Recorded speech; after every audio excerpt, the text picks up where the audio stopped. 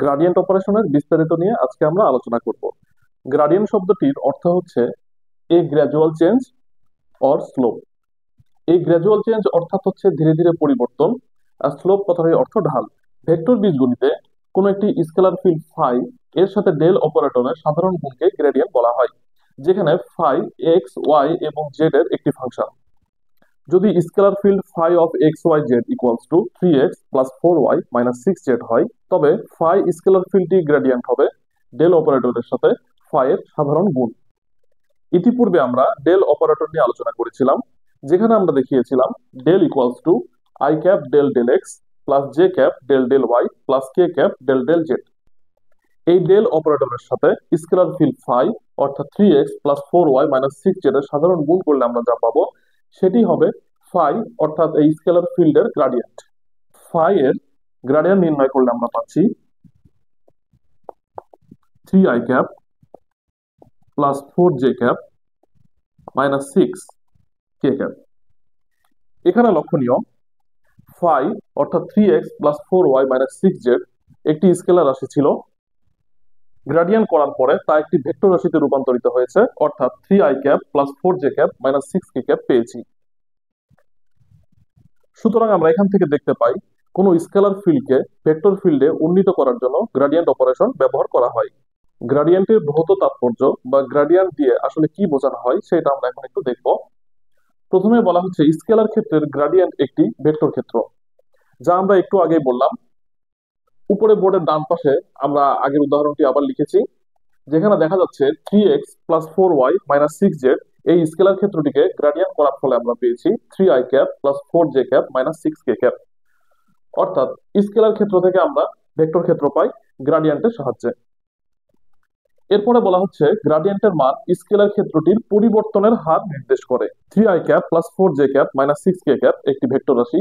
Vector রাশিটির মান নির্ণয় করার জন্য আমরা লিখতে পারি square root 3 square plus 4 square plus minus 6 square.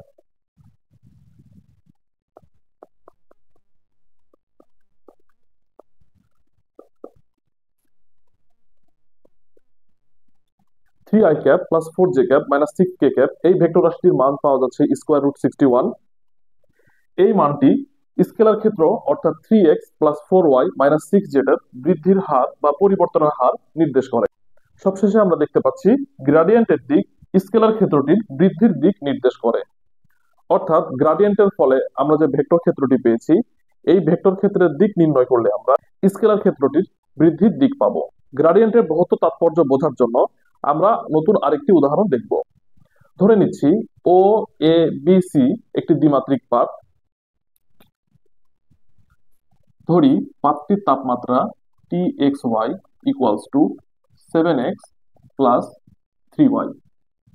এখন যদি আমরা পাতটির কোন অংশ থেকে কোন দিকে তাপমাত্রা বৃদ্ধি পাচ্ছে বা কোন অংশ থেকে কোন দিকে তাপমাত্রা হ্রাস পাচ্ছে, অর্থাৎ তাপমাত্রা পরিবর্তনের দিক নির্ণয় করতে চাই, তবে তাপমাত্রা স্কেলার ফিল্ডটির গ্রেডিয়েন্ট নির্ণয় করলে আমরা তাপমাত্রা বৃদ্ধি বা হ্রাসের দিক পাবো। সুতরাং আমরা লিখতে পারি del T equals to i cap del del x plus j cap del del y plus k cap del del z গুণ 7x প্লাস 3y। গুণ করার পরে আমরা পাচ্ছি 7i cap plus 3j cap. একটু আগে আমরা গ্রেডিয়েন্টের ভৌত তাৎপর্য তিনটি দেখলাম, যার প্রথমটিতে বলা ছিল কোন স্কেলার ফিল্ডকে গ্রেডিয়েন্ট করলে একটি ভেক্টর ফিল্ড পাওয়া যায়। আমরা একটি স্কেলার ফিল্ডকে গ্রেডিয়েন্ট করেছি, ফলে ভেক্টর ফিল্ড পেয়েছি। এবার 2 নম্বর ভৌত তাৎপর্য অনুযায়ী আমরা যদি তাপমাত্রা বৃদ্ধির হার নির্ণয় করতে চাই, তবে এই ভেক্টর রাশিটির মান নির্ণয় করব। সুতরাং গ্রেডিয়েন্ট রাশিটির মান equals to square root 7 square plus 3 square 49 plus 9 square root 58। সুতরাং ও এ বি সি পাতের প্রতি মিটার দূরত্বে স্কোয়ার রুট 58 একক হারে তাপমাত্রা পরিবর্তিত হবে। এবার যদি আমরা জানতে চাই তাপমাত্রা পরিবর্তনের দিক, তবে আমরা দিক নির্ণয় করব। দিক theta equals two tan inverse 3/7। একে ক্যালকুলেশন করলে আমরা পাচ্ছি অ্যাপ্রক্সিমেটলি 23.2 ডিগ্রি। অর্থাৎ এক্স অক্ষের সাথে 23.2 ডিগ্রি কোণে square root 58 unit per metre এই হারে তাপমাত্রা পরিবর্তিত হবে।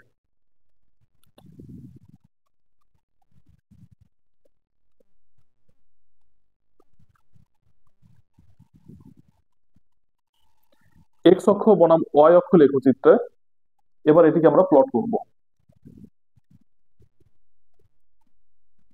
ধরে নিচ্ছি এই কোণটি থিটা ইকুয়ালস টু 23.2 ডিগ্রি এবং square root 58 unit per metre হারে তাপমাত্রা 23.2 ডিগ্রি কোণে পরিবর্তিত হবে। এই ছিল আজকে গ্রাডিয়েন্টের উপরে আমাদের ক্লাস। এতক্ষণ আমাদের সাথে থাকার জন্য ধন্যবাদ।